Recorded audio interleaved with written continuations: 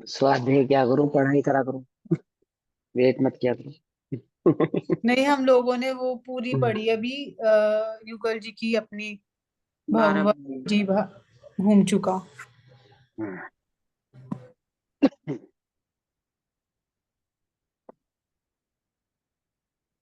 नमो हरिहन्ताणम्, नमो सिद्धाणं, नमो आयरीयाणम्, नमो वज्रायाणम्, नमो लोये सवसाहुणम्।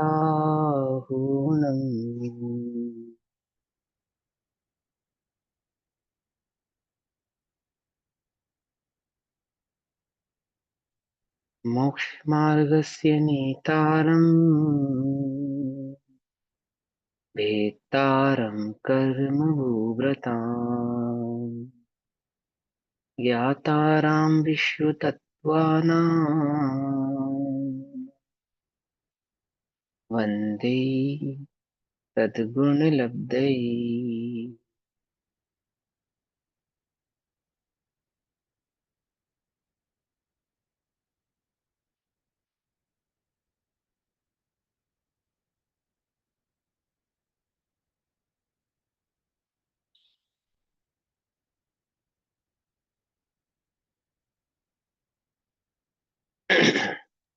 हमारी रात्रिकालीन कक्षा ये तत्वार्थ सूत्र जी के माध्यम से मोक्ष शास्त्र जी में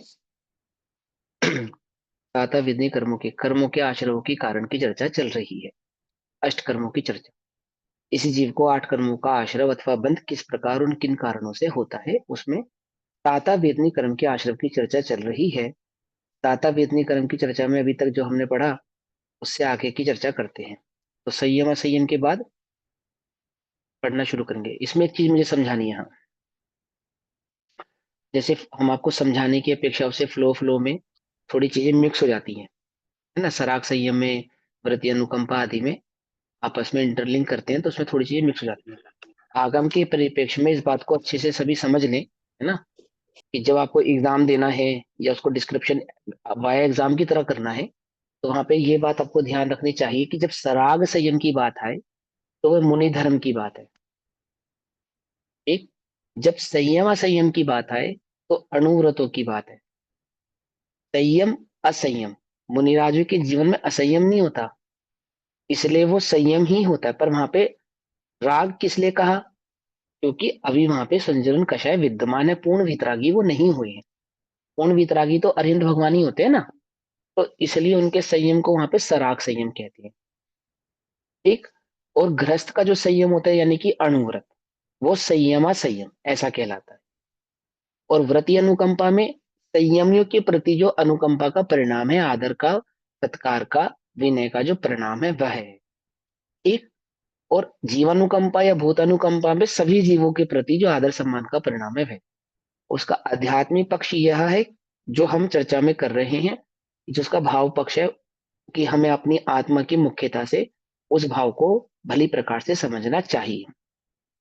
ज्यादा समय ना लेते हुए जल्दी से एक बार सभी को एक एक लाइन में फिर से हम पढ़ लेंगे ताकि सभी को भाव स्पष्ट हो जाए, इसी तरह का कोई कंफ्यूजन ना रहे। अभी लोग कम है आज। चलो, सैटरडे सब है, घूमने गए हैं? पता नहीं। नहीं, भैया चलो। एक बार ही बताना, व्रती अनुकंपा के अंदर हमने हम्म। सभी संयमी चौथे गुण स्थान से लेकर सभी को ऊपर सभी तक, सभी है ना। और सभी जीव हैं, सराग हाँ। में स्पेसिफिकली हमने छठवे से ऊपर, छठवे हाँ गुण देखो, स्थान। सराग, जब हम सराग संयम की बात कर रहे हैं तो वहां स्वयं धारण करने की बात कर रहे हैं कि जब हम सराग संयम धारण करते हैं तो सराग संयम धारण करने से भी हमें साता वेदनी कर्मों का आश्रय होता है। हालांकि वह निर्जरा का गुण स्थान है, तो भी बंदे की अपेक्षा से जो जिन कर्मों की वहां पे मुख्यता है आश्रय होने की, वो साता वेदनी कर्मों की मुख्यता है आश्रय होने। इसी प्रकार से संयम असंयम की अपेक्षा में कि जब हम अनुव्रत आदि स्वयं धारण करते हैं। देखो, जब हम व्रति अनुकंपा कहते हैं तो जिन्होंने धारण किया है उनकी अपेक्षा से है, और सराग संयम में स्वयं धारण करने की अपेक्षा से व्रत, और संयम संयम में स्वयं धारण करने की अपेक्षा से।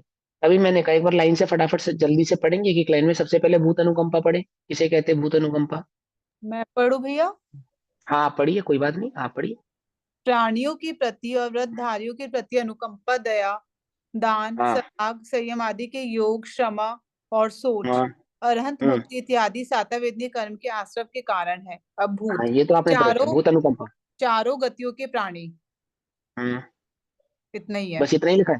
हाँ तो चारों गतियों के जीवों के प्रति जो अनुकंपा का परिणाम है वो भूत अनुकंपा है। आगे व्रत अनुकंपा। जिन्होंने सम्यक दर्शन पूर्वक अणुव्रत या महाव्रत धारण किए हो, ऐसा जीव इन दोनों पर अनुकंपा, दया करना सो भूत वृत्ते अनुकंपा है। समझ में आ गई बात? देखो दया करना कहने का मतलब ये नहीं कि दया, आप उन पे दया कर रहे हैं। दया का जैसे परिणाम जगत में ऐसा है ना, निकृष्ट परिणाम है कि कोई सामने वाला हमसे छोटा है और हम उस पर दया कर रहे हैं, ऐसा नहीं। वहां पे दया अनुकंपा कहने का मतलब वहां पे सम्मान का परिणाम है, कृपा का परिणाम है, कि हम उनको अपने से बड़ा आदरणीय आदि मानकर उनपे उनपे अनुकंपा कर रहे हैं, ऐसा। और जीव अनुकंपा में समान भाव है, जो व्रती आदि हैं उनके प्रति तो उच्चता का परिणाम है, और बाकी जीव आदि के प्रति समानता का परिणाम है, समानता का। कोई किसी पे जगत में दया नहीं करता है। जो दया करते हैं वे वास्तव में स्वयं भी दया करते हैं। आई बात समझ में? आपको लगता हो ना कि मैं किसी पे दया कर सकता हूँ, तो सबसे बड़ी गलतफहमी है ये, सबसे बड़ी गलतफहमी। क्यों? क्योंकि असहाय गुण संपन्न आत्मा, ये जीव असहाय गुण से संपन्न है, किसी की सहायता की आवश्यकता नहीं है इसे। जो लोक में सहायता आदि का व्यापार चलता है, सहायता आदि का व्यवहार चलता है, ये क्या है? ये तो वास्तव में स्वयं पे ही दया है, अन्य पे दया नहीं। हमने पता है ना, किसी की सेवा करने का क्या फल है? कि तुम्हें स्वयं सेवा की आवश्यकता नहीं पड़ेगी, ये फल है। हम तुम्हें ज्ञान देंगे, तुम हमें ज्ञान दोगे, ये तो बड़ा गड़बड़ गड़बड़ गड़बड़ काम हो गया। हमने तुम्हारी सेवा की, और फिर सेवा का फल हमें कैसे मिलेगा? कि हमें सेवा करानी पड़ेगी तभी फल मिलेगा। तो उसके लिए पहले हमें बीमार होना पड़ेगा, फिर तुमसे सेवा लेंगे, ये तो बड़ा घाटे का सौदा हो जाएगा। कि तुम किसी बीमार की सेवा कर रहे हो, तो बदला कैसे उतरेगा? कि हम बीमार हों फिर कोई हमारी सेवा करे, ये तो घाटे का सौदा है। फायदे का सौदा क्या है? कि आप सेवा करेंगे, बदले में आपको सेवा की आवश्यकता ही नहीं पड़ेगी। ये है, ये फायदे का सौदा है। आई बस समझ में? ऐसा। तो व्रतीय अनुकंपा में आ गया ना, जिन्होंने भी व्रत आदि धारण किया है, संयम धारण किया है, उनके प्रति अनुकंपा का जो परिणाम है। आगे चलो, दान। चार प्रकार के दान आदि देना, तो ये दान है जो आप स्वयं करेंगे, देने वालों के प्रति अनुमोदना का परिणाम, करवाना अथवा स्वयं करना। एक देखो, एक इस विषय में और बात बताता हूँ, दान के विषय में, बहुत ध्यान से समझना। वो दान का भी बताना इसमें। वो दान भी बताते हैं, हाँ ठीक है। वो दान पे देखो, पता हो एक बात, वो दान भी दो प्रकार का होता है। वो दान भी एक प्रकार का नहीं होता है। अभी समझाते हैं आपको, पहले पहले नंबर पे दान समझेंगे।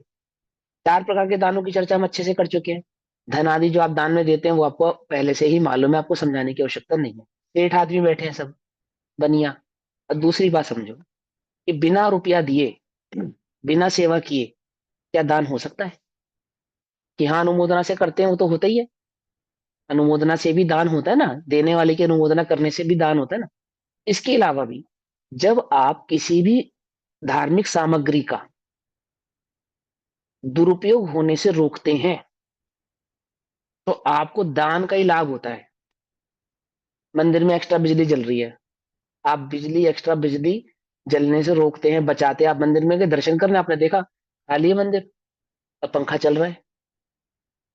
दो चीजें करो, फालतू चलते पंखे को बंद करो, वायु काहे के जीवे की हिंसा बचेगी, मंदिर के बिजली का बिल बचेगा। वो जो पैसा बचेगा जो मंदिर के दान खाते से जाता, क्या कहा, उतना बचाया ना आपने? बचाया नहीं बचाया? जिनवाणी की अविनय होने से जब आप बचाते हैं, तो जो पैसा छपाई में जाएगा वो बचेगा या नहीं बचेगा? बचेगा ना। इसी प्रकार मंदिर के मटेरियल का, या धर्म धर्मी आदि के जो उपकरणों का, जो आप दुरुपयोग होने से बचाते हैं, स्वयं बचाते हैं, उनका अनर्थ दंड होने से जो आप बचाते हैं, वेस्टेज होने से जो आप बचाते हैं, वो भी एक प्रकार का दान है।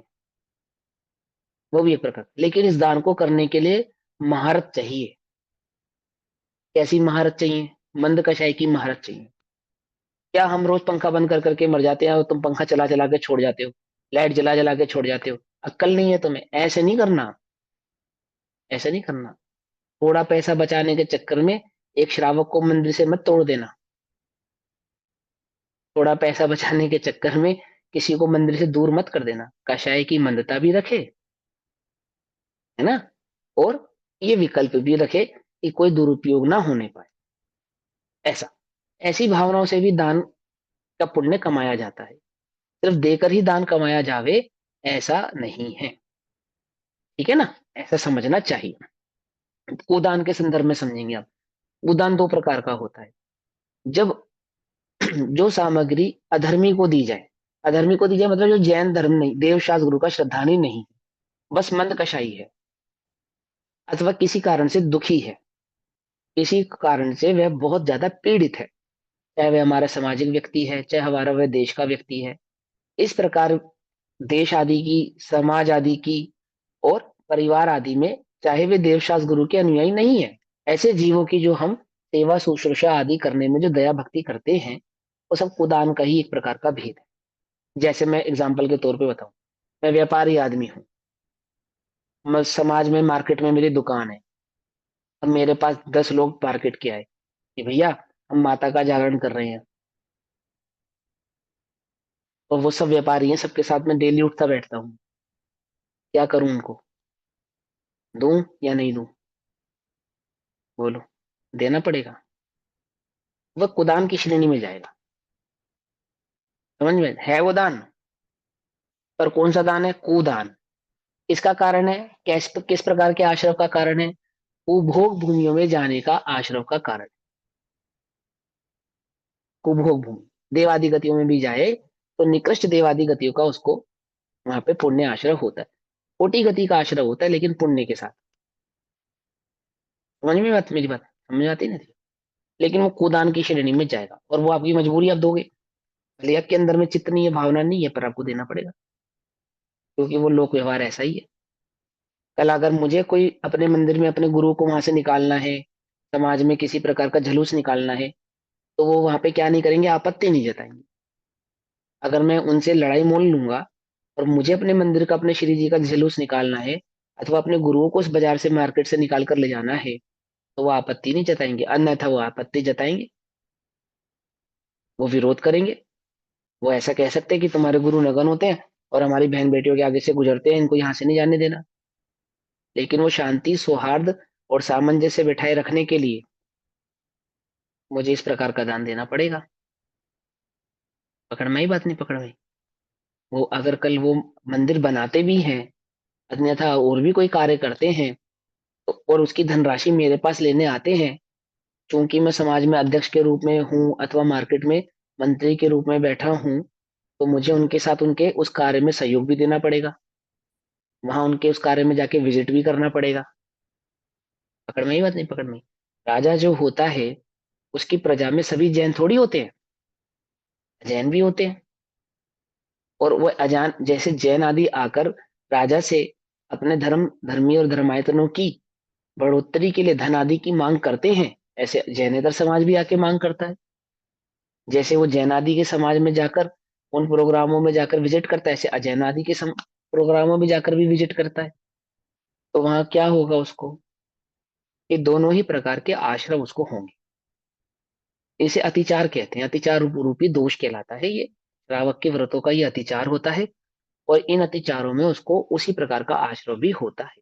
ये हमें समझना चाहिए। अब दूसरे प्रकार का कुदान किसे कहते पर भैया, हैं? हाँ, जैसे मतलब जैसे कहते हैं जिस भाव से दिया जा रहा है, मतलब भावों की मुख्यता नहीं देखेंगे, हम तो लौकिक भाव से दे रहे हैं ना, हम धार्मिक भाव से नहीं दे रहे कि भाई हाँ, तो लौकिक हम भाव तो। कुदान कहलाता है ना। अच्छा, लोक की फिर भी बढ़ोतरी के लिए कुदान तो ही दान, है कुदान ही है आश्रय। ना।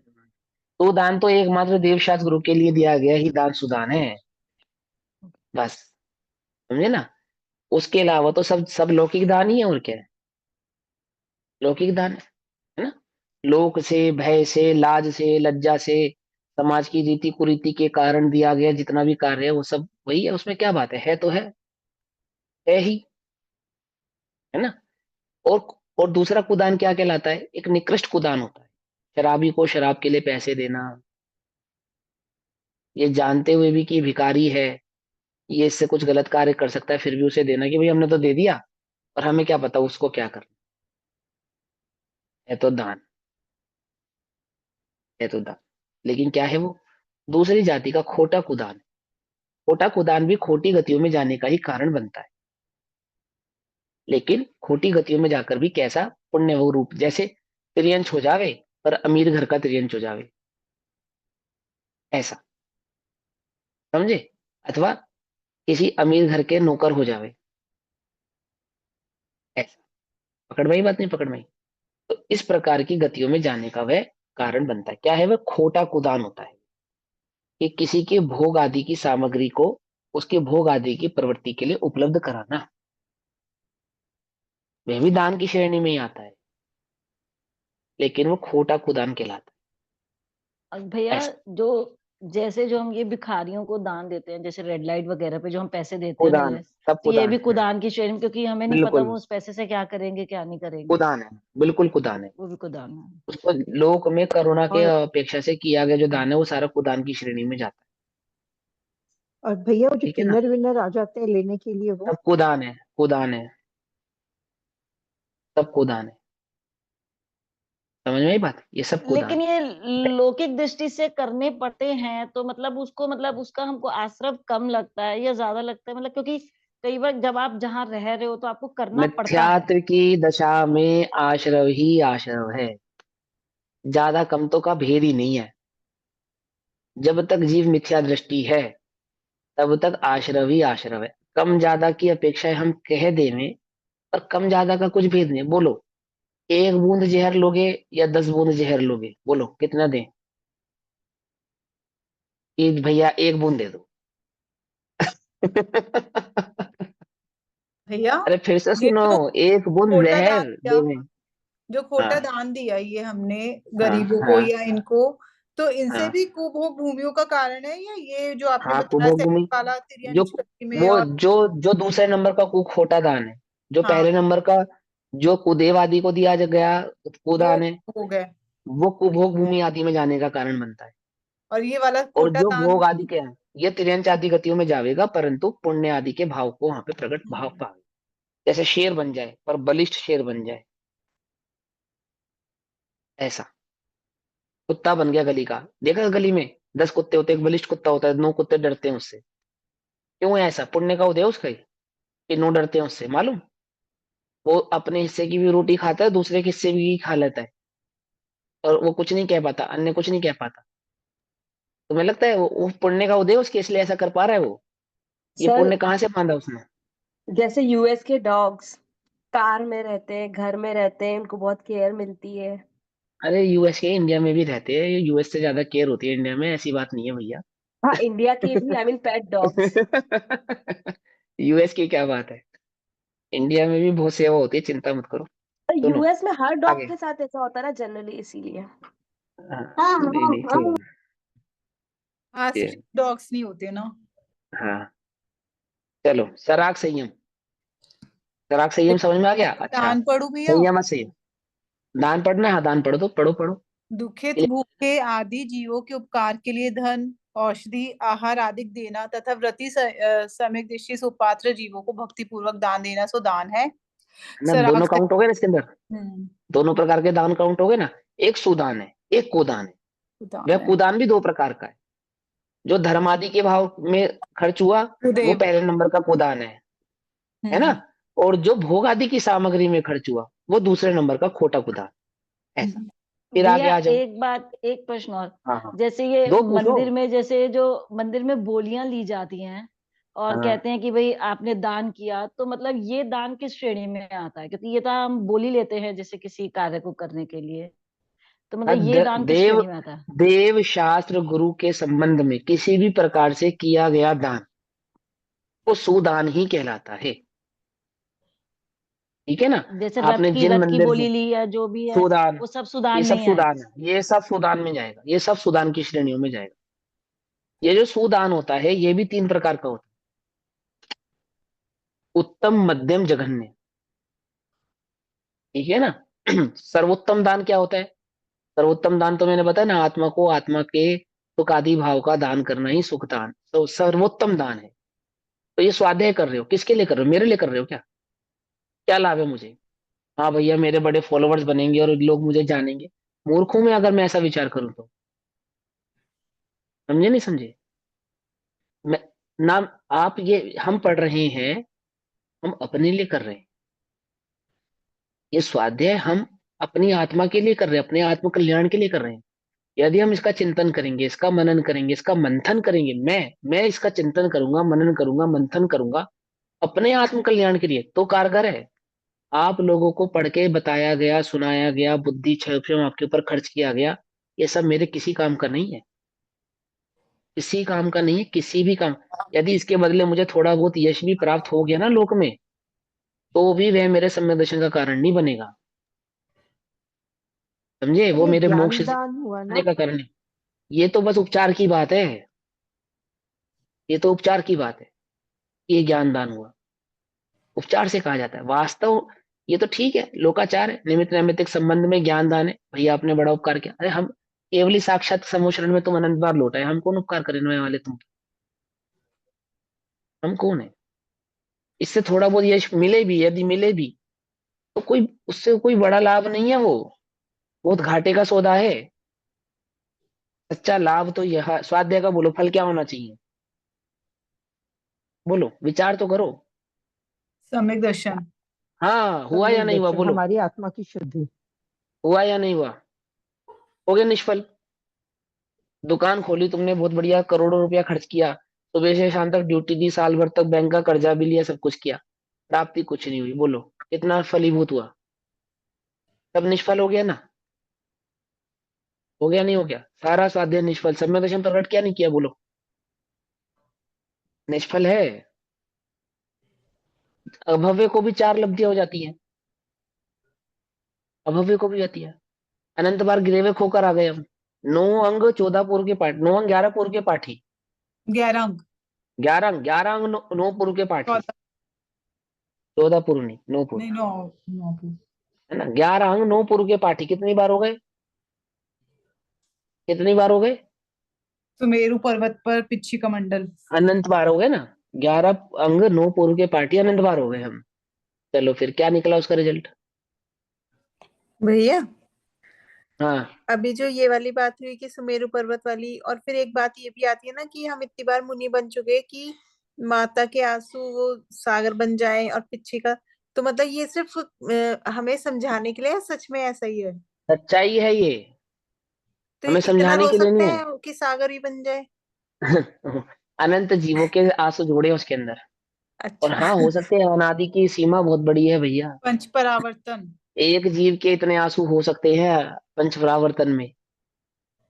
समझे नहीं समझे? वो हम जीवन की कल्पना नहीं कर पाते ना, समय की कल्पना नहीं कर पा रहे। इतना लंबा समय हम इस संसार में है, हमें लग रहा है हाँ अनादि, मतलब हाँ है कुछ सालों पुरानी बात। 100-200। अनादि की बात है।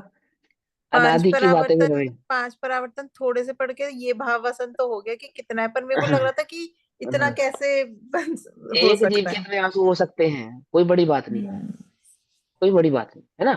तो मैं ये कह रहा हूँ, अभी हमने पढ़ा पढ़ाया सब कुछ किया, बोलो क्या इस पे सम्यक दर्शन का फल निकल लगना चाहिए था इस वृक्ष के ऊपर? सम्यक दर्शन का तो फल ही नहीं निकला। एक किसान ने पूरी मेहनत करी, खेती करी, बीज बोया, सब कुछ करा, उगी घास।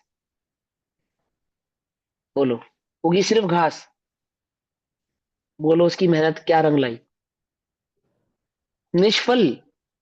कि चलो घास तो उगी, अरे निष्फल है भैया, निष्फल है। ये तो घास है।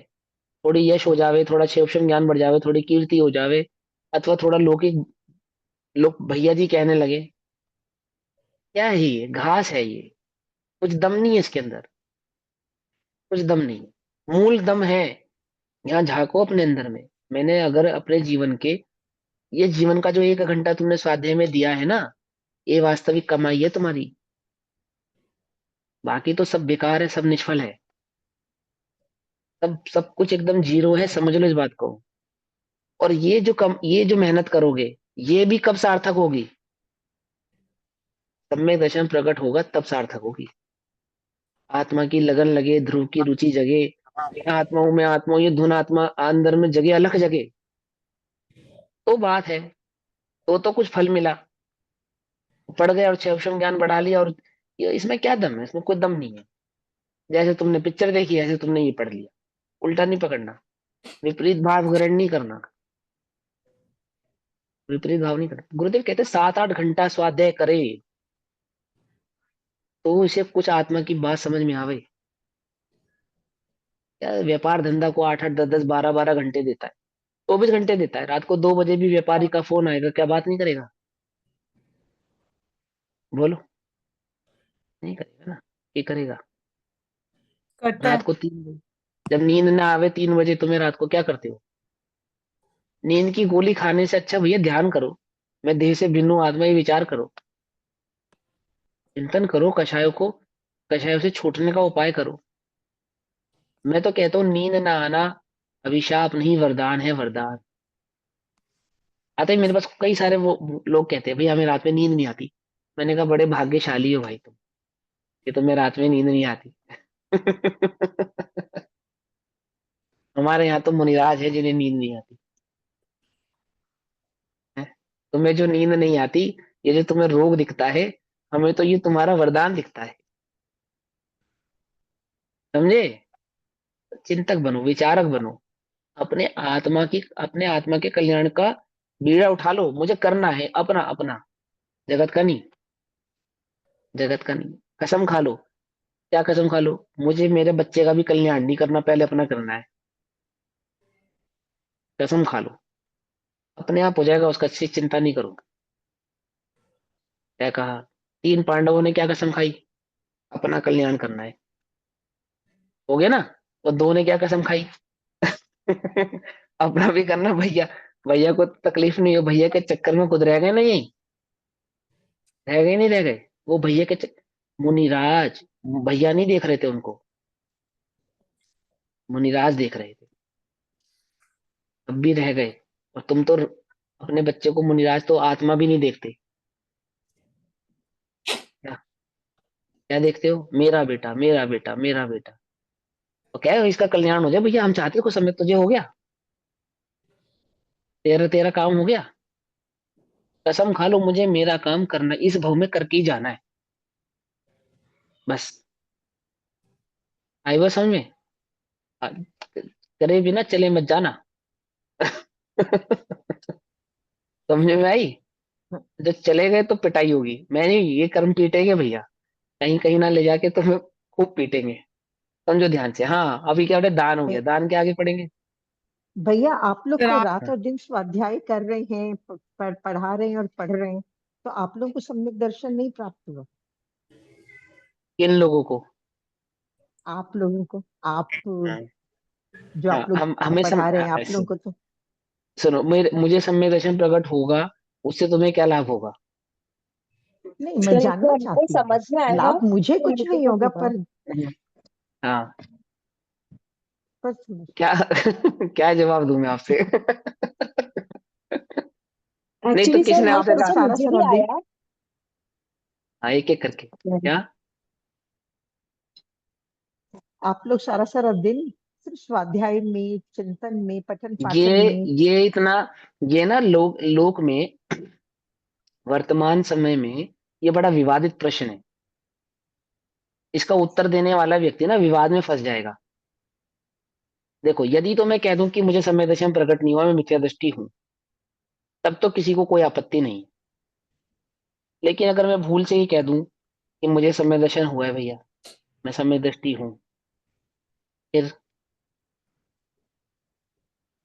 फिर तो फिर हम खाली जानना चाहेंगे कि आपको क्या महसूस हुआ था उस समय। नहीं, फिर सब महसूस नहीं होता प्रमाण है। मांगेंगे। हाँ, महसूस नहीं होता इसके अंदर। सम्यक दर्शन महसूस होने की वस्तु नहीं है, महसूस नहीं होता उसमें। आत्मा का प्रत्यक्ष अनुभव होता है। ठीक है, वो महसूस नहीं है, वो अनुभव है। और जैसे हम सुख दुख का अनुभव करते हैं, ऐसा अनुभव नहीं होता है वो। ये एक ऐसा अनुभव है सहज, जैसा हम इस समय एक मिथ्या दृष्टि देह को देह अनुभव होता है ना, ऐसे वो एक आत्मा की अनुभूति, निर्विकल्प स्वसंवेदन, कषाय रहित आत्मानुभव होता है। उसमें आनंद का, और जो अंदर में आनंद का अनुभव होता है, वो महसूस नहीं कह सकते हम उसको। महसूस है वो, महसूस नहीं है वो तो बिल्कुल सीना ठोक के डंके की चोट का है कि है। समझे नहीं समझे? वो प्रकट करने का जो उपाय है वो किसी का अनुभव जानकर प्रकट नहीं होता है। यदि यदि किसी सम्यक दृष्टि जीव को उसके सम्यक दर्शन के समय उसको क्या लगा ये जानकर अनुभव प्रकट होना होता तो कोई भी आचार्य ये सब चाहते ना बताकर सीधा सीधा अपने अनुभव की बात बताते। साक्षात अनंत भगवान भी आत्मा की अनुभूति क्या है वे प्रदर्शित करते, बस उतनी सी बात आपको डिस्क्राइब कर देते। क्योंकि किसी भी जीव के सम्यक दर्शन की अनुभूति के काल में वो आत्मानुभव क्या है इसका डिस्क्रिप्शन देने से किसी जीव को सम्यक दर्शन प्रकट नहीं होगा, हो ही नहीं सकता। सम्यक दर्शन जो होता है वो जिस रीति नीति से प्रकट होता है उस रीति नीति की हम चर्चा कर रहे हैं। अरिहंत ने भी उसी रीति नीति की चर्चा की है और आचार्य भगवंत भी वही रीति नीति बतलाते हैं। आज यदि मैं सम्यक दर्शन के अनुभव को आप सबके समक्ष रखूं, आप सब उलझ जाओगे, आपको सम्यक दर्शन तो प्रकट होगा ही नहीं, उलझ और जाओगे आप। इसीलिए अनुभूति चर्चा का विषय ही नहीं है। अनुभूति प्रकट कैसे होवे वह चर्चा का विषय है। आई बात समझ में? क्या क्या दम है इस डिस्क्रिप्शन में ये बताने में कि मुझे सम्यक दर्शन हुआ है या नहीं हुआ है? मैंने आपसे बोला ना, मैं कह रहा हूँ सीना ठोक के मुझे सम्यक दर्शन हुआ है, बिल्कुल हुआ है।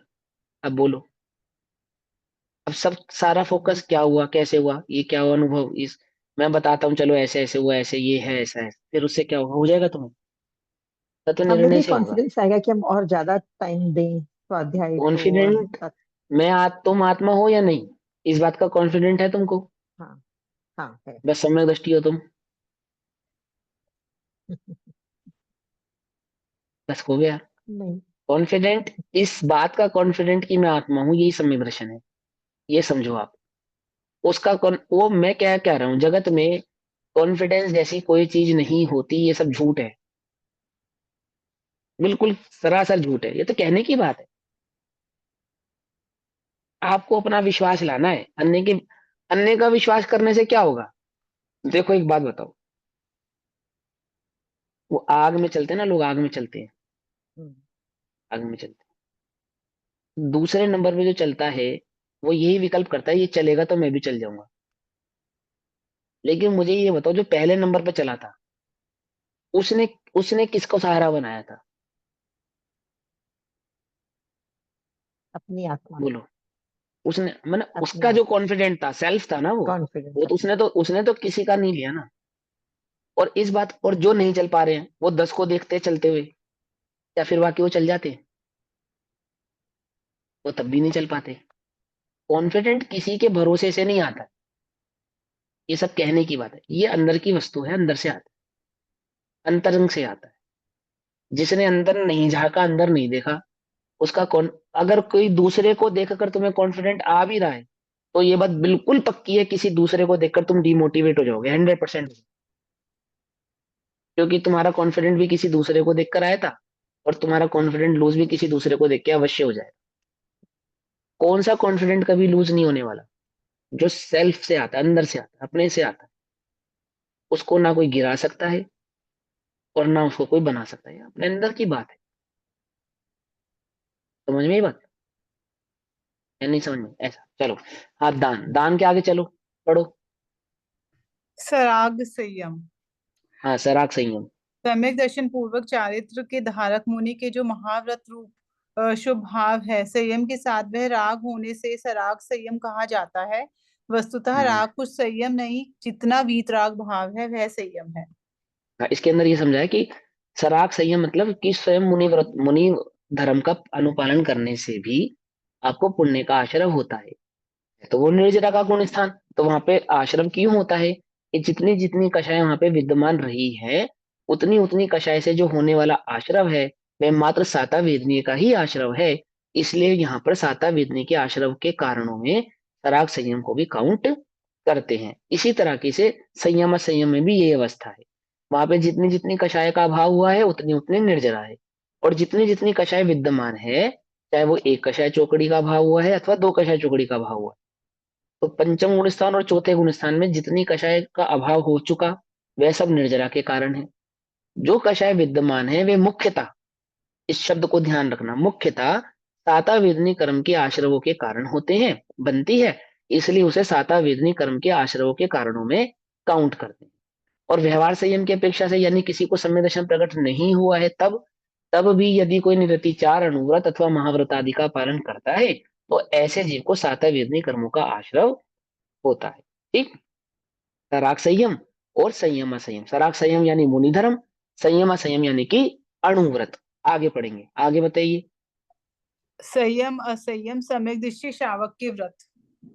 हम्म, अकाम हो गया। निर्जरा। आगे अकाम निर्जरा। पराधीनता अकाम से। निर्जरा की हमने कल चर्चा की। अकाम कल। निर्जरा की चर्चा हमने कल की थी। अकाम निर्जरा मतलब कि बिना किसी इच्छा के, इच्छा तो भोगों को भोगने की ही है, इच्छा तो भोग प्राप्ति की ही है, लेकिन नहीं होते हैं तो समता से उनको वहन करता है, सहन करता है। ऐसे जीव को भी क्या होता है? अकाम निर्जरा। साता साता कर्म का आश्रव होता, साता वेदनी कर्म का आश्रव होता। नाम तो है अकाम निर्जरा, लेकिन होता आश्रव है। आई बस समझ में, निर्जरा नहीं है, होता आश्रव है। अकाम निर्जरा किसको होती है? लगभग लगभग सभी जीवों को होती है। मिथ्या दृष्टि, सम्यक दृष्टि दोनों प्रकार के जीवों को होती है। कब कब होती है? जब जब भोगों की इच्छा होने पर भी, भोग प्राप्त नहीं होने पर जो अंतर में हम समता रखते हैं। जैसे कई बार आपका बच्चा आपकी बात नहीं सुनता, अब आपको दुख होता है, लेकिन फिर आप सोचते हो कि चलो कोई बात नहीं, अब बच्चे बड़े हो गए हैं, अब उनकी ऐसी स्थिति है, वो कहाँ माँ बाप की बात मानते हैं, आदि आदि। ऐसे करके आपने अपने मन को कैसे करके समझा लिया, शांत हो गए। क्या हो गई? ये कषाय के काल में स्वयं को शांत किया, चाहे किसी भी कारण से किया। क्या हो गया? ये साता वेदनी कर्म के आश्रम का कारण है आपका। यानी किसी भी स्थिति में स्वयं को शांत रखने से आपको साता वेदनी कर्म का आश्रय होता है। आई बात समझ में? आप कुछ नहीं कर सकते, फिर भी आप अशांत बने रहते हैं। आपने देखा, आप धर्मशाला में चले गए, एक कमरा मिल गया आपको, कुछ नहीं कर सकते आप उसके अंदर जो मिला है, सोना वही है आपने, और कुड़ते रहोगे, दुखी होते रहोगे कि ऐसा कमरा मिल गया, और खुद अच्छा कमरा ले लिया, हमें खराब कमरा दे दिया, देने को तो ऐसा भी दे सकते थे, वैसा भी दे सकते थे, और सब ऐसे हैं और सब वैसे। अब क्या हो रहा है? असाता का आश्रय हो रहा है आपको। चलो, ये जैसा मिल गया ठीक है, कोई बात नहीं, एक रात की बात है, दर्शन करने आए हम भगवान के, फ्री फोकट में साता का आश्रय हो रहा है, आपको मालूम? फ्री फोकट में। और अब आपकी मर्जी है, आपको जो करना कर लो, कर लो। समझ नहीं आती? समझ में? आपको बहु रोटी परसे, एक रोटी में घी ना लगाए, और तुम्हारे बराबर में तुम्हारा किसी कोई और बैठा हो, उसको घी की रोटी परस दे, फिर क्या होता है? फिर क्या लगता है तुम्हें? आते तो जाओगे छोड़ोगे तो नहीं लेकिन अंदर ही अंदर जानबूझ के नहीं लगाया, ये नहीं वो नहीं। अरे भैया, हमारी बुढ़ापे की उम्र हो गई है, अच्छा करा हमने नहीं लगाया, सही करा। नुकसान ही देता है शरीर में, कोलेस्ट्रॉल ही बढ़ाता है, अच्छा करा। बस फोकट में संयम हो गया, तुम्हें फोकट में हो गया तुम्हारे को। देखो, साता वेदनी का आश्रम, रोटी की रोटी मिली, साता की साता मिली। क्या एक ही रोटी खा के तो, अब वो कुछ देर की तो साता लगती, फिर बाद में असाता ये साता होती। क्या समझ में? बात नहीं समझ में? परिणामों को शांत रखने से क्या होता है? साता वेदनी कर्म का आश्रम। परिणामों को अशांत रखने से दुख, है ना, दुख। असाता वेदनी कर्म के बंध के कारणों में दुख, दुखी मत हो, शांत रहो। यह काम निर्जरा है। ध्यान रखना, भोग उपभोग की सामग्री की इच्छा से, भोग उपभोग की सामग्री नहीं मिलने पर जो तुम्हारे अंदर में साता समता वर्तती है, उसे भेद विज्ञान मत समझ लेना, इसमें एक उसे वर्ड, आत्मा का अनुभव मत समझ लेना।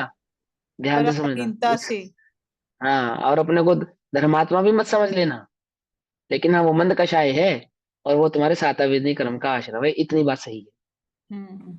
इतना सही है। अगर अंतर में पहले अपनी इच्छा को पहचानो, अपनी रुचि को पहचानो। एक बड़ी गड़बड़ चली है समाज में, रुचि तो भोग की ही है, प्राप्त नहीं हो रहे हैं तो हम सोच रहे हैं कि चलो कोई बात नहीं, और हम समझ रहे हैं हम तो धर्मात्मा है भैया, हम तो भेद विज्ञान कर रहे हैं।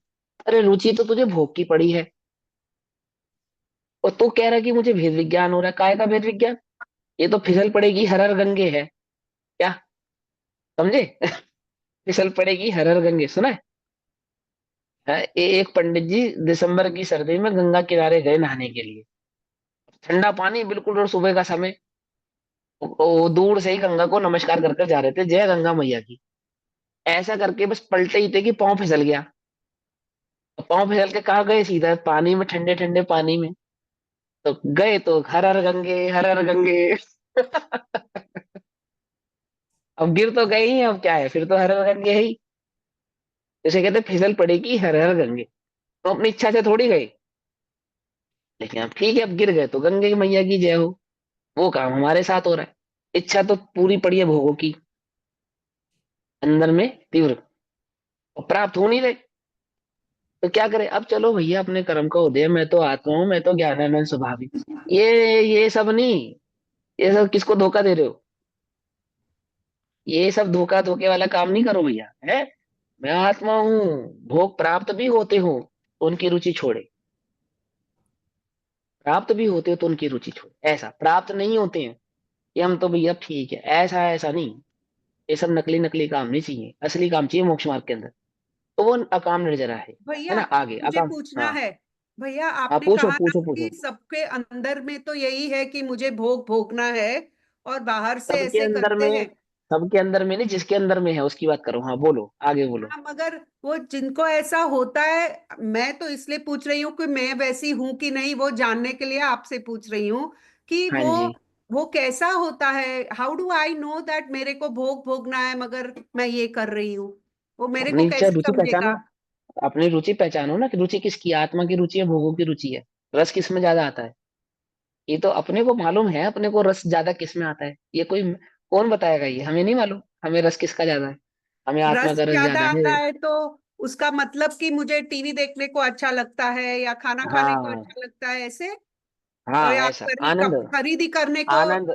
हाँ, आनंद आनंद उसमें किसमें ज्यादा आता है। अच्छा ज्यादा अच्छा। आता है, जिसमें ज्यादा समय व्यतीत करने में हमें आकुलता नहीं होती, जहाँ ज्यादा समय लगने पर हमें कंटाला नहीं आता, ऐसा। हाँ, ओके, गॉट इट। ठीक है, ये वो बहुत सब रस है। इंपॉर्टेंट था क्लैरिफिकेशन समझने के लिए, हाँ क्योंकि चलो, बहुत हमको अच्छी सबको बात। लगेगा कि नहीं हो रहा है हमको वैसे, मगर अगर ये हो रहा है हम्म, तो ये तो है ही फिर। भाई वो तो है ही, बिल्कुल है, ऐसा है, बिल्कुल है। ये हम तो भैया समता में रहते, काहे की समता में, आत्मा आत्मा जाने, नहीं समता हो गई तुमको, कैसे हो गई? अरे मुनिराजों को होती है सच्ची समता, वे होते हैं। उन जैसे समतावान हम कैसे हो सकते हैं? ग्रस्त होके हम कहाँ समता में, आकुलता में जीवन है। वो है एकदम निराकुल जीवन तो। ये काय का जीवन? सच्चा जीवन तो मुनिराजों का है। वो है सच्चा जीवन, है ना। निराकुल जीवन एकदम। आ गया काम निर्जरा के, आगे पढ़ो। टीवी देखना अच्छा लगता है, बाल पर तब। नहीं देखा तो फर्क नहीं पड़ता है, उसको क्या बोलेंगे? अच्छा लगता है अगर टीवी देखना और फर्क नहीं पड़ता, वो बस वही है, काम निर्जरा है। अब नहीं देखा और फर्क नहीं पड़ा, तो नहीं देखने के कई सारे तरीके हैं, देखो। देख सकते थे तो नहीं देखा, तो शाबाश। नहीं देखने को मिला इसलिए नहीं देखा, दो बातें है ना। भाई एक व्यक्ति ब्रह्मचारी हो गया, क्यों हो गए भैया? तो मैंने शादी की नहीं या शादी हुई नहीं नहीं, हुई। बोलो। एक तो थी कि हो रही थी इसलिए की नहीं, और एक तो हुई नहीं, तो बोलो। जैसे अरे स्वाध्याय यार, कर रहे हैं इसलिए टीवी नहीं देख रहे। हाँ जैसे स्वाध्याय, तो स्वाध्याय में रुचि है, तो जहां जिस समय उपयोग और रुचि होगी वहां उस प्रकार का आश्रम होगा। अकाम निर्जरा के अंदर क्या है कि रुचि तो भोग की ही है, लेकिन किसी कारण से प्राप्त नहीं हो पा रहे हैं। कर्म उदय के कारण से प्राप्त नहीं हो पा रहे हैं, अथवा किसी और रीजन से प्राप्त नहीं हो पा रहे हैं। और प्राप्त नहीं हो पाने पर हम जो समता करिए बैठे हैं, वहां उस अकाम निर्जरा की बात है ना, ऐसा। चलो आगे, अकाम निर्जरा के बाद बाल तप। मिथ्या दृष्टि के मंद कषाय से होने वाला तप। इस बाल सूत्र तप में। जो, हाँ। जैसे नौ दुर्गाओं के उपवास करते हैं लोग, 40 दिन का रोजा रखते हैं मुसलमान, करते हैं। अथवा आलू प्याज का सेवन नहीं करते कितने सारे वैष्णव धर्म मत के लोग, है ना। और वहां पे भी एकादशी आदि का उपवास रखा जाता है, करवा चौथ का व्रत रखा जाता है, छठ का पर व्रत रखा जाता है, आदि आदि। ये सब क्या है? ये बाल सब बाल तप में तप है। भैया अपने वाले बाल तप नहीं आएंगे जो हम, मतलब जैन बतला धर्म रहे हैं, होते बतला, हुए जो हम सारे तप, आएंगे, सारे आएंगे, वो अन्य मत के भी सारे आएंगे। बाल तप, या वो सब तप बाल की तप में, श्रेणी में नहीं हाँ। आएंगे? पंचाग्नि तप तपते हैं, ये सब तप तपते हैं, सब बाल तप में ही आते हैं। हाँ। अब ये बाल तप भी उत्तम मध्यम जघन्य की अपेक्षा से 3 प्रकार के होते हैं। ठीक है, उत्तम मध्यम जघन्य। उत्तम बाल तप, उत्तम बाल तप पता कौन सा? मिथ्या दृष्टि का, गुरु संसर्ग में, सच्चे गुरु के संसर्ग में पाला गया जो निरतिचार जीवन है, द्रव्यलिंग। हाँ द्रव्य लिंग, वो बाल तप ही है। और उसके मरण को बाल मरण ही कहते हैं, ठीक है ना। लेकिन कुदेव कुगुरु को शास्त्र आदि के निश्राय में, उनके संपर्क में उसकी जो तपस्या पाली गई, ठीक है ना, वह भी बाल तप ही है। वह बाल तप भी दो प्रकार का होता है, एक हिंसा जन्य बाल तप होता है, एक अहिंसा जन्य बाल तप होता है, ठीक है। ऐसा बाल तप तपस्या तो है, परंतु हिंसा जन्य तपस्या है। जैसे शरीर को दुखी करके जो तप तपा जाता है, शरीर में आर पार कीले घुसा लेते हैं, अथवा कांटों की सैया पे जाके लेट जाते हैं, अथवा अपने चारों रंगनी लगा के उसके बीच में बैठ जाते हैं, आदि आदि। अथवा निरीह पुरुषों को परेशान करके तपस्या करते हैं, उल्टा लटक जाते हैं, ऐसा ऐसा करते हैं, वो सब। और एक होता है अहिंसक बाल तप होता है, जिसमें किसी की हिंसा नहीं करते हैं, परंतु जीवन पूरा तपस्वी तपमय जीते हैं।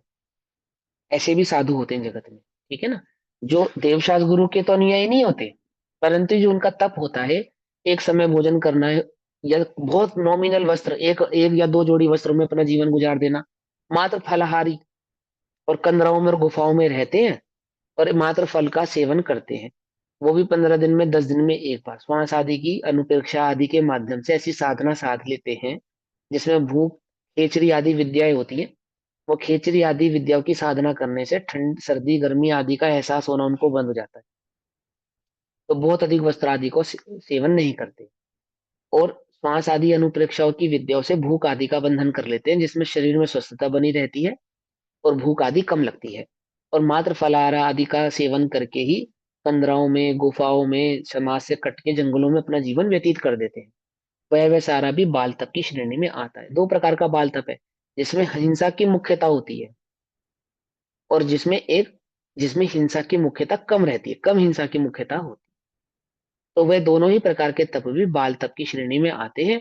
और अपने जिसमें कषाय और हिंसा की मुख्यता ज्यादा होती है, वो तो बहुत निकृष्ट योनियों में ले जाने वाला होता है। जैसे बिल्कुल व्यंतर जाति के बिल्कुल निकृष्ट कोटि के देवों में जाना, अथवा त्रियंच आदि गतियों में पुण्य उदय आदि को पाना, अथवा कुभोग भूमि आदियों में पाना, वो पर प्राप्त करना। लेकिन जो अहिंसा की मुख्यता और कषाय की मंदता से पाले गए बाल तप होते हैं, वो 5वें 7वें 8वें स्वर्ग तक जीव को ले जाते हैं। समझे बात, 8वें स्वर्ग तक जीव को ले जाने वाले होते हैं, परमहंसी आदि होते हैं, 8वें स्वर्ग तक जाते हैं। इस तप के बल पे जाते हैं, बाल तप के बल पे जाते हैं। उनके बाल तप में ऐसी क्या खासियत होती है, वे तो कुदेव कुगुरु को शास्त्र के श्रद्धानी होते हैं, कि वे कुदेव कुगुरु को शास्त्र के श्रद्धानी तो होते हैं, परंतु उनके तपों में कषाय की मंदता और हिंसा का अभाव होता है। मतलब अभाव इन सेंस, अहिंसक पूरे नहीं होते, मंदता होती है। कषाय और हिंसा की मंदता होने के कारण वे 8वें आदि स्वर्ग को प्राप्त होते हैं।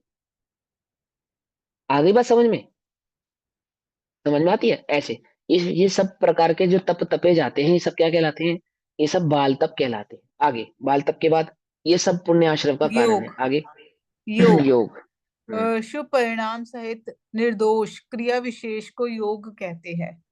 हाँ, जो हमारा आचरण है, शरीर की जो हमारी एक्टिविटी है, हमारे शरीर की एक्टिविटी से भी हमको शुभाश्रव होता है।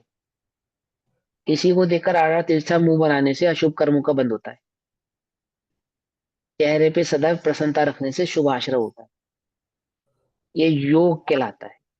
इसी प्रकार से देह आदि से जो कर्म हम करते हैं, उस कर्म में हिंसा अहिंसा का विवेक रखने से, अथवा मेरे हिलने डुलने चलने से किसी को तकलीफ ना हो, क्या होता है, इससे साता वेदनी कर्मों का आश्रय होता है। आपने देखा होगा कुछ लोग बहुत सॉफ्ट स्पोकन होते हैं ना, सॉफ्ट स्पोकन होते हैं। सॉफ्ट स्पोकन रहने से साता वेदनी कर्म का आश्रय होता है। कुछ लोग अभद्र शब्दों का प्रयोग नहीं करते, अभद्र शब्दों का प्रयोग नहीं करने से साता वेदनी कर्मों का आश्रय होता है। किसी को देखकर नाक मुंह नहीं चढ़ाते, समझे, नाक मुंह नहीं चढ़ाने से क्या होता है, नाक मुंह चढ़ाने समझते हो ना है ना, क्या होता है, नहीं करने से, ऐसा नहीं करने से साता वेदनी कर्म का आश्रय होता है। आपके समक्ष कोई आया, आपसे बड़ा है, उसका आदर करने से, उसके लिए उठ के खड़े होके हाथ जोड़ने से, हम्बल होने से, उसको बैठने के लिए जगह देने से, समझे, अपने भोजन में से कुछ भोजन उसको कराने से, किसी से मुस्कुराकर बात करने से क्या होता है, साता वेदनी कर्म का आश्रय होता है। ये योग कहलाता है। फिर इसे पढ़ना योग की परिभाषा। शुभ परिणाम सहित निर्दोष क्रिया विशेष को योग कहते हैं। हाँ, ऐसी क्रिया जिसमें दोष ना हो और परिणाम कैसा हो, शुभ हो। तो शुभ परिणामों के साथ जो निर्दोष शारीरिक क्रियाएं की जाती हैं, शारीरिक क्रियाओं में सिर्फ हाथ पैर नहीं, आंख नाक कान मुंह आदि सब सारे शरीर के सारे अंग ले लो आप। अरे उन अंगों के माध्यम से जो निर्दोष क्रियाएं की जाती है, उन क्रियाओं से क्या होता है, जीव को साता वेदनी कर्म का आश्रय होता है। समझे? और ये सब ये नहीं करने से, इसका विपरीत करने से क्या होता है, असाता वेदनी कर्म का आश्रय होता है। आ गई बात समझ में? पकड़ में आया नहीं? नहीं पकड़ में आया पॉइंट। फ्री फोकट का आता तो खूब बांध सकते हो आप, कुछ ज्यादा कुछ करने की आवश्यकता नहीं है। ठीक है ना? हाँ, तो चलो हो गए योग। और अंतिम अंतिम है योग शांति मेरे ख्याल से, और सोच, हाँ 2 ही है। शुभ शांति और परिणाम सोच। की, हाँ शुभ परिणाम की भावना से क्रोध आदि कषाय में होने वाली तीव्रता के अभाव को शांति यानी क्षमा कहते हैं। हम्म। और और सोच, सोच, शुभ परिणाम पूर्वक जो लोभ का त्याग है सो सोच है। वीतरागी हम्म, निर्विकल्प क्षमा और सोच को उत्तम क्षमा और उत्तम सोच भी कहते हैं। वह आश्रव का कारण नहीं है। नहीं है, आश्रम का कारण नहीं है। देखो जो जो सम्यक दर्शन के साथ हैं, वे तो आश्रम के कारण है ही नहीं, उनकी तो बात ही नहीं है ये। लेकिन यहाँ पे जो शांति और सोच काउंट की गई है आश्रम के कारणों में, वो हम आपको समझाते थे। शांति माने कम कषाय रखना। ठीक है? अगर आप कोई भी धार्मिक नहीं क्रिया नहीं भी कर रहे हैं, किसी प्रकार का तप भी नहीं कर रहे हैं, किसी प्रकार का दान भी नहीं कर रहे हैं, और किसी प्रकार का कोई अणुव्रत भी नहीं कर रहे हैं, तो भी जो कषाय में शांति और मंदता है, भोग आदि की सामग्री प्राप्त हो भी रही है आपको, तो भी आपके चित्तों में जो शांति और समता का परिणाम है, मंद कषाय का जो परिणाम है, वो क्या है, वैसे वो उस परिणाम से भी जीव को साता वेदनी कर्म का आश्रय होता है। जैसे कोई प्रश्न कर सकता है कि भैया अकाल निर्जरा नहीं हो रही, मान लो हमें हमें भोगों की इच्छा होती है और भोगों की प्राप्ति भी हो जाती है, हमें मौका ही नहीं मिलता परिणामों को शांत करने का, तो क्या करें? इस चित्त में जिस जिस येन के प्रकरण जो शांति आपके बनी रहेगी, है ना? भले ही अन्य कषाय, क्रोध कषाय का तो मौका मिलता ही है ना, तो क्रोध आदि परिणामों में जो शांति रखे, क्रोध मान माया लोभ आदि 4 कषायों में जो अपने परिणामों को शांत रखता है, ऐसी इस प्रकार की कषायों की जिसके जीवन में अधिक मुख्यता नहीं होती है, थोड़े सहज जीवन रहता है। गुणिसान आदि के प्रमाण से तो ये बढ़ती है, मुनिराज आदि में तो बढ़ती है, उसकी तो बात ही नहीं है। लेकिन जो सहज साधारणता 4 प्रकार की कषायों में मंदता रहती है या शांति रहती है, उससे भी जीव को साता वेदनी कर्म का आश्रय होता है। सोच, द्रव्य शुद्धि और भाव शुद्धि, यानी कि लोभ आदि कषाय, जो लोभ कषाय है, अधिक लोभ नहीं करने से साता वेदनी कर्मों का आश्रय होता है, पहली बात। ठीक, अधिक परिग्रह नहीं रखने से भी साता वेदनी कर्म का आश्रय होता है। सोच की 2 प्रकार की बात है। लोभ किससे संबंधित है? परिग्रह से संबंधित है मूलतः। तो बहुत अधिक लोभ नहीं करना, है ना? छोटी छोटी चीजों में लोभ करते हैं। मंदिर में माला मिल रही है तो 4 मिल जाए, प्रतियोगिता में कोई सामग्री मिल रही तो मुझे बड़ी मिल जाए, ये भी लोभ है, ये भी लोभ है। पकड़ में ही बात नहीं? पकड़ में? किसी इतना छोटी छोटी जगहों पे हमारा लोभ बैठा है ना, आप विचार नहीं कर सकते। अंतर में रहता है ना कि मुझे कितने का लिफाफा मिला और इसे कितने का लिफाफा मिला, बोलो, रहता है नहीं रहता? अंदर में विकल्प तो होता ही है, और मालूम चल जाए कि उसे 1100 को मिला, तुम्हें 1000 का मिला है, या 100 रुपये कम मिले यार। आवश्यकता नहीं है, आवश्यकता नहीं है। ये जो विकल्प है ना, ये विकल्प ही असाता वेदी क्रम का आश्रम है, घबराना नहीं। लेकिन मैं तो एक उदाहरण के तौर पे छोटी सी बात बताई, हमें जो छोटी छोटी बातों में लोभ वर्तता है, लोभ वर्तता है, उस प्रकार के लोभ आदि को, ज्यादा लोभ नहीं करने से भी जीव को साता वेदनी कर्म का आश्रय होता है ना? और बहुत अधिक परिग्रह रखने की जिनको लालसा है, तो बहुत अधिक परिग्रह नहीं रखने से अथवा परिग्रह को प्रमाण करने से भी जीव को साता वेदनी कर्मों का आश्रय होता है। इस प्रकार 1 2 3 4 5 6 7 8 9 10 कारण, 10 कारण साता वेदनी कर्मों के आश्रय के हमने समझे। इन 10 कारणों में से जीव को साता वेदनी कर्म का आश्रय होता है, इस प्रकार हमें समझना चाहिए। अब है नाम कर्म की प्रकृतियां। नाम कर्म की प्रकृति, नाम कर्म हमें कैसे बंद होता है? नाम कर्म की प्रकृति में 2 भेद होते हैं, शुभ नाम कर्म और अशुभ नाम कर्म। सबसे पहले समझेंगे कि नाम कर्म किसे कहते हैं। सबसे पहले तो नामकरण का मतलब क्या? मेरा नाम हिमांशु है, आपका नाम XYZ है, उसका नाम क ख ग है, किसी का नाम 1 2 3 है, ऐसा नहीं। नामकरण का प्रकृति का सीधा सीधा मतलब है एक गति, शरीर की प्राप्ति होना। क्या? शरीर की प्राप्ति होना। अब आपको जो शरीर प्राप्त हुआ है वो किसी ना किसी कर्म के उदय से प्राप्त हुआ है। वो कर्म किसके द्वारा बांधा गया था? आप ही के द्वारा बांधा गया था। तो आपने ऐसा कौन सा कर्म बांधा था, किस प्रकार के कर्मों का आश्रव किया था कि आपको इस प्रकार के शरीर की प्राप्ति हुई है? ठीक है ना? तो ये शरीर की प्राप्ति को गतियों की अपेक्षा से समझा जाता है, क्योंकि जैसी गति प्राप्त होगी वैसा ही शरीर प्राप्त होगा। तो 4 प्रकार की गतियां होती हैं। कौन कौन सी? नरक गति, देव गति, मनुष्य गति, तिर्यंज गति।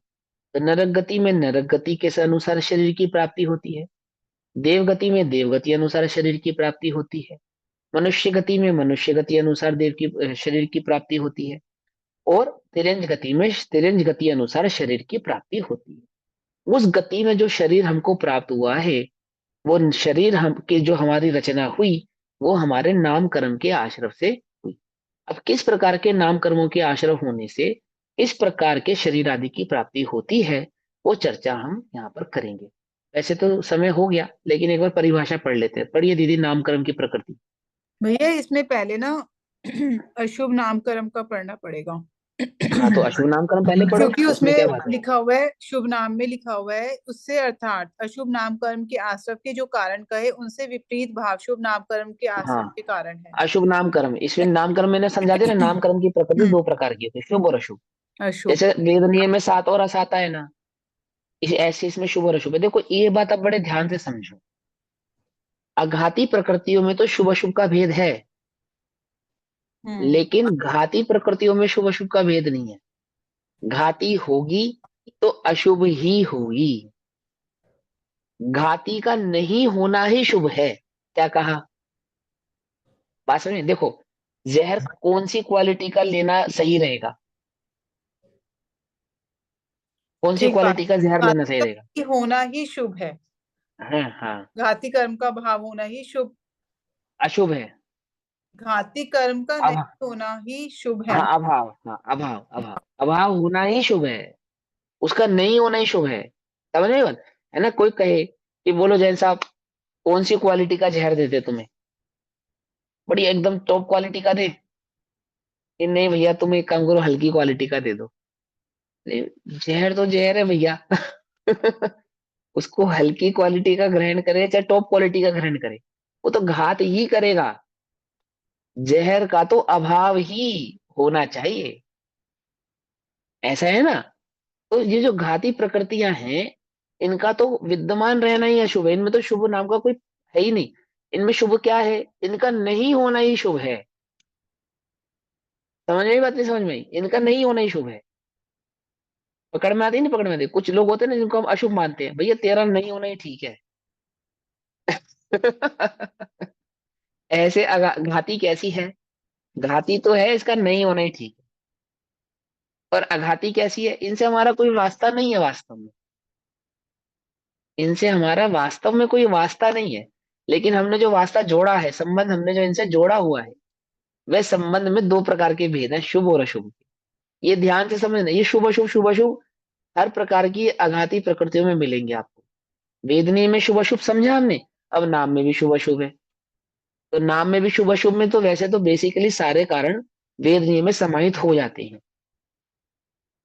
समझे? बाकी की जो 3 अघाती प्रकृति कर्म है ना, वो जो हमने वेदनीय कर्म को समझा, अगर हमें वेदनीय सही प्रकार से समझ में आ जावे, वेदनीय के आश्रव सही प्रकार से समझ में आ जावे, तो बाकी की जो 3 है उसी में समाहित हो जाते हैं। कोई अलग से स्पेशल समझने की आवश्यकता नहीं है। लेकिन फिर भी थोड़ा समझने के लिए हम इसकी चर्चा करते हैं। तो नाम कर्म प्रकृति का मतलब है शरीर की रचना, शरीर की प्राप्ति होना। कैसे शरीर की प्राप्ति होगी हमें? कि जैसे गति की प्राप्ति होगी उसके अनुसार शरीर की प्राप्ति होगी। अब गति तो मिल गई देव और शरीर मिल गया मनुष्य का, ऐसा नहीं होता, ऐसा नहीं होता, है ना? यदि देवगति मिली है तो देह भी देवगति अनुसार ही मिलेगी। यदि तिर्यंच गति मिली है तो देह भी तिर्यंच गति अनुसार ही प्राप्त, ऐसा। फिर गति में भी बहुत सारे भेद होते हैं, वो हम समझेंगे यहाँ पे। इंद्रिय आदि की अपेक्षा से भी भेद होते हैं उसके अंदर, तो वो हमने घाती अघाती प्रकृतियों में, घाती प्रकृतियों का उनके अंदर मूल कारण समझ में आवे, तो वहां पे इंद्रिय आदि की प्राप्ति होना, शुभ अशुभ देह आदि की प्राप्ति होना, और शुभ अशुभ देह में भी आमुक आमुक प्रकार की देह आदि की प्राप्ति होना, उनमें जो सबसे मूल कारण है वो तो घाती कर्मों से ही संबंधित है।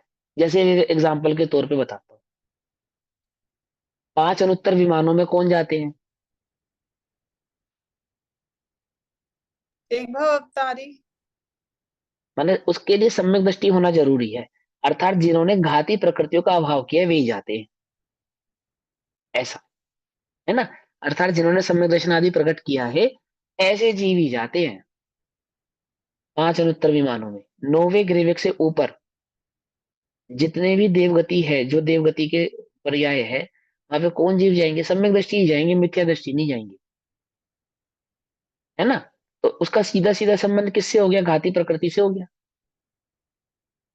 पकड़ में ही नहीं पकड़ में बात। ऐसे बहुत सारे इंटरलिंक संबंध हैं, अगर उनमें और विशेष कायिक विशेष जाएंगे तो और संबंध। विशेष, हाँ, और विशेष विशेष भाव निकल कर आएंगे। जैसे दरबार सिद्धि आदि में कौन जाते हैं? अधिकतर सम्यक दृष्टि मुनिराज ही जाते हैं। भावलिंगी संत जाते हैं। हाँ, सम्यक दृष्टि भावलिंगी मुनिराज ही जाते हैं, है ना। तो उसका सीधा सीधा संबंध किससे हो गया? हाथी प्रकृतियों से हो गया। हो गया नहीं हो गया? क्योंकि वहां पे उसका अभाव होना आवश्यक है, तो वहां पे और विशेष चर्चाएं भी होती हैं, लेकिन घाती यहाँ पे कर्म हम भी मोहनी कर्म ही तो होगा ना, मोहनी कर्म का ही तो घात क्यों? सम्यक दृष्टि मुनिराज भावलिंगी मुनिराज है, छठा गुण हाँ, स्थान है, 2 कषाय चौकड़ी का भाव, 3 कषाय चौकड़ी एक का के भाव साथ है। चौकड़ी का भाव है, तो मोहनी कर्म का ही तो वो हुआ ना। बाकी हाँ, के तो 12वें गुण स्थान में होंगे, ज्ञानावरण दर्शनांतराय का, है ना। उनका तो हाँ, वहां तो फिर वो गति की, वहां तो वहां पे तो सीधा वो मुनि, वो अरिहंत अवस्था प्रकट हो जाएगी ना उनकी। उनकी तो बात ही नहीं कर रहे, यहाँ तो शाही गति से गतियांतर होने की बात है, कि इसका जो सीधा सीधा संबंध है वो वहां पे आपके घाती कर्म से संबंध है, बस। अब घाती कर्म के अभाव से संबंध नहीं है भले ही पूरी तरीके से, लेकिन संबंध वहां उसका घाती कर्मों से ही, अर्थात आत्मा के अनुजीवी गुणों का घात करने वाले कर्मों से ही उसका लिंक है, इंटरलिंक्ड बात है ना। अब यहाँ पे नामकर्म की परिभाषा पढ़ दो, समय हो गया, बाकी चर्चा हम मंडे को करेंगे। पढ़ो दीदी। अशुभ नामकर्म है। योग में कुटिलता और विसंवादन अर्थात अन्यथा प्रवर्तन अशुभ नामकर्म के आश्रव के कारण है। ये मैंने आपको समझाया था ना अभी आपको, योग में, ताता वेदनी योग में, यदि आप यो टेढ़ा आड़ा तिरछा मुंह बनाओगे तो क्या होगा? आड़ा तिरछा मुंह बनाने से आपको तिर्यंच गति की अथवा नरक गति की प्राप्ति होगी। समझ में ये बात? आड़ा तिरछा शरीर का प्रयोग कैसा करना? किसी को दुखी करने के लिए करना। बोलो, आप आंखों से भी दुखी करते हो, आप मुंह से भी दुखी करते हो, किसी को देखकर आपने मुंह बना लिया, तो वो तो कैसा लगेगा? क्या होगा उससे? जो गुप्त आदि कषायों को नहीं जीत पाने के कारण क्या होता है? जीव अपने शरीर योग आदि के माध्यम से उसका दुष्प्रयोग करने से इसका बंद करता है, नाम कर्म की प्रकृति में अशुभ नाम कर्म की प्रकृतियों का आश्रय करता है। वो असाता तो है ही उन अशुभ नाम कर्म की प्रकृतियों में, असाता भी है, और साथ के साथ देह भी ऐसी प्राप्त हो, तिर्यंच भी बनेगा और आड़ी तिरछी देह भी मिलेगी, नारकी भी बनेगा और आड़ी तिरछी देह भी प्राप्त होगी। पकड़ में ही बात नहीं? पकड़ में कि इस प्रकार से समझने और भी विशेष चर्चा है, लंबा हो जाएगा कक्षा। अभी नामकरण की प्रकृतियों में हम जो विशेष चर्चा है ना वो मंडे को करेंगे। तब तक के लिए सभी को जय जिनेन्द्र। ओम नमः सिद्धि। निज निधि निज में बताई, यह अनंत उपकार है, उसके लिए जिनवाणी माँ को वंदना।